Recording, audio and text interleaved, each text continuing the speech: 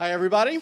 I'm Mike Rappaport, and as director for the Center for the Study of Constitutional Originalism, I'd like to welcome everybody to San Diego and USD for the 6th annual You and Hazel Darling Foundation Originalism Works in Progress Conference. So as in past years, I'm just extremely gratified to see how this conference has been prospering. Once again, we have a first-rate group of presenters and commentators. And what is more unusual, there's a growing number of leading scholars who have chosen to attend the conference really at their own expense and contribute.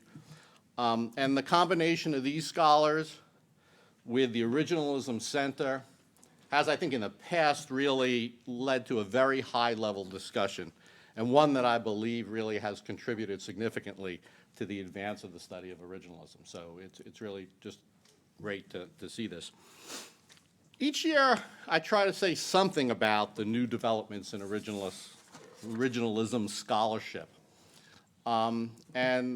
This year, to me, one of the most important recent developments has been the emergence of articles that seek to defend originalism on the basis of legal positivist premises. Right, so last year we had Steve Sax's article, and he also published another article in Notre Dame on that.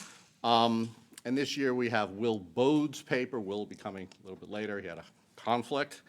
And perhaps even, I think, certain parts of Ian Bartram's paper are relevant to this as well. And I think this is really an important new development. Traditionally, originalism has been defended on two grounds, on interpretive grounds and on normative grounds. But if originalism and positivism and this connection continues, then really there may be a third ground for defending or arguing about originalism.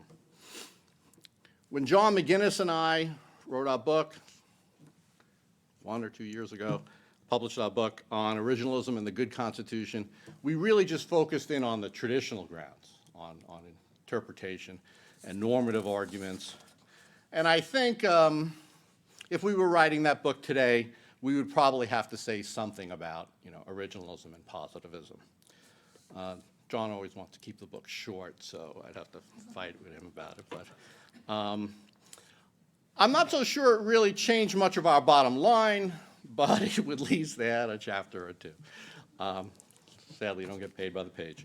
Of course, this is not really to say that positivists have been unconcerned with constitutional theory or originalism. Obviously, people like Matt Adler, I've been discussing this for a while, and various critics of originalism, such as Dick Fallon, have written a fair bit about this. But it's only recently that there's been attempts to defend originalism based on positivism, and I think that's really what's new. One of the nice things about the conference and the papers that are presented here is that it gives us something of a window on the originalism scholarship that's being produced. And this year's papers, I think, represent something of a departure from past years. So in the last several years, there have been at least 2 papers on the 14th Amendment, right? The last maybe 3 years we've had, and before that as well, plenty. And some of those years we've had more than 2 papers, right? And this is important, I think, because a lot of people think that originalism ignores the 14th Amendment. This year, however, we have no papers on the 14th Amendment, right? And whether that's a sign of things to come, obviously remains to be seen. But for now, at least, I think we've got no shortage of works on the 14th Amendment, with Kurt Lash recently publishing a book on that, and Chris Green's new book coming out, I think, next month. So is Chris here? A lot of no-shows. So this year's conference is dominated by papers on theory, with 3 papers on theory and 1 paper on the related subject of methodology. Right? And theory obviously has been traditionally a very popular area, and it continues to be so. But, you know, the theory area is branching out, as I've said, with the respect that one of these papers is a positivism paper. And perhaps even the methodology papers are branching out in the sense that Mulligan's paper is something that's completely new, or completely new to me. One regrettable area of continuity, I think, with past conferences is that there continues to be a lack of papers on the Bill of Rights. Okay? So in the past 2 years, each year there was either half of a paper or a full paper on the Bill of Rights, depending on how you count it. But in either event, not very much. And given the importance of the subject and the lack of the work in the area, this is both, I think, surprising and unfortunate. This year, there are no papers on the subject. So, the remaining papers for the conference are on the original Constitution, on standing, on the contract clause, and on international law.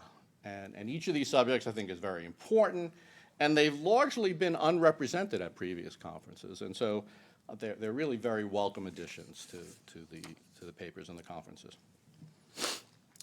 Okay, so let me now turn to this year's conference and just say putting together a conference of this kind involves a great deal of work, and so I'd like to thank various people. First and foremost, I want to thank Mike Ramsey. Mike planned this conference with me from the very beginning, doing an enormous amount of work at every stage. I also want to thank Steve Smith, who also did a significant amount of work on the conference.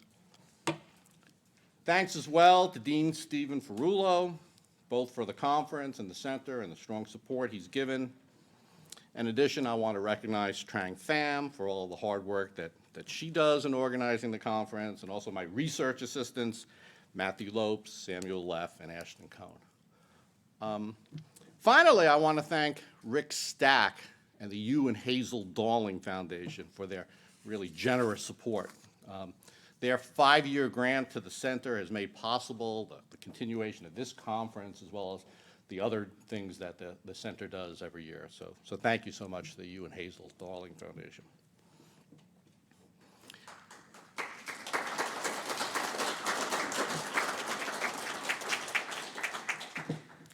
So let me now say a few words about administrative matters, about how the conference is going to run.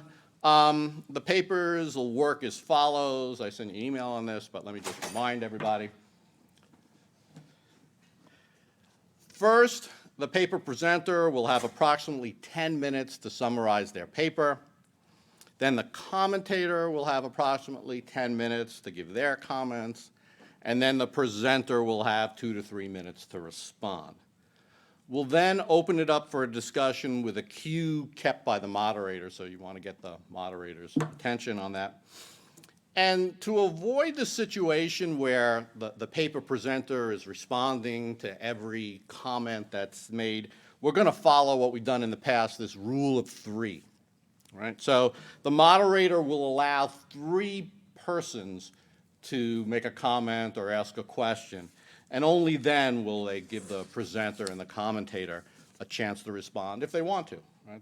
They don't have to. Presenters shouldn't feel obligated to respond to every question at the very least, to put it that way. Now, the moderator will have discretion to depart from this scheme, not for the paper presenter or the commentator, who will have plenty of opportunities to respond, but occasionally to allow one of the conference participants to interject a point if one of the questions relates to what they've said. And so we can allow a little bit of flexibility, but let's not keep it to more than 1 or 2 times a session.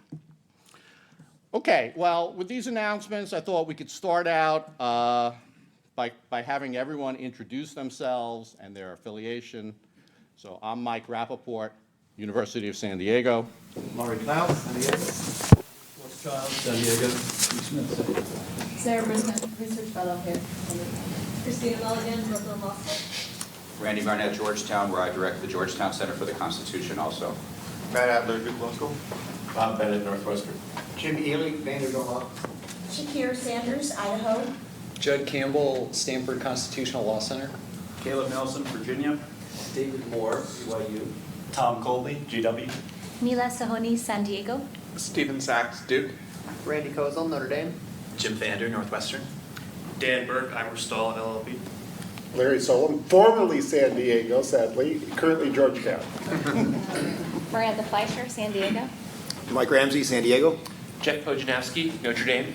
Samuel Bray, UCLA. David Golub, NYU. Ian Bartram, UNLV. Brian Wildenthal, Thomas Jefferson School of Law. Jack Balkan, Yale. Richard Eakins, Oxford. Fred Schauer, Virginia. Larry Alexander, San Diego. Slide Prakash, Virginia. Okay, so we move on to the first conference. First paper?